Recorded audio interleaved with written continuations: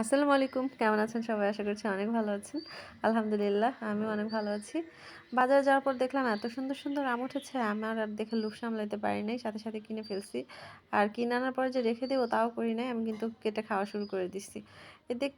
দেখেই বুঝতে পারছেন একটু শক্ত, এক বেশি মিষ্টিও ছিল না, একটু টকটকে ছিল। তারপরও আমার কাছে আম খেতে অনেক ভালো লাগে। আর এই আমটার স্মেল নেওয়ার পরে তো মানে কি আর বলবো?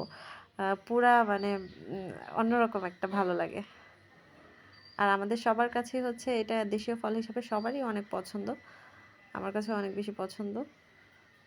আর কেটে কিউব করে নিচ্ছি যাতে খেতে সুবিধা হয়। আমটা কিন্তু অনেক বড় ছিল। আর আম খেতে বরাবরই আমার ভালো লাগে। আর আম দিয়ে তো কাসুন্দি মাখা সেটা অনেক ভালো লাগে। সেটা পাকা আমও আমার কাছে ভালো লাগে। এটা করলেও ভালো লাগতো বাট আজকে এটাকে এভাবেই খেলাম। যাই হোক, এই তো অনেক মজা সেটা আবার দেখিয়ে দিলাম বাবা। বাটিতে তুলে নিচ্ছি। তুলে আমি কিছুক্ষণ ফ্রিজে রেখে দেবো। কারণ ফ্রিজেরটা একটু ঠান্ডা, ঠান্ডা হলে খেতে আরও বেশি মজা লাগবে। আর লিচু আমার অনেক পছন্দের। এই লিচুগুলো ছিল আমাদের বাড়ির গাছের।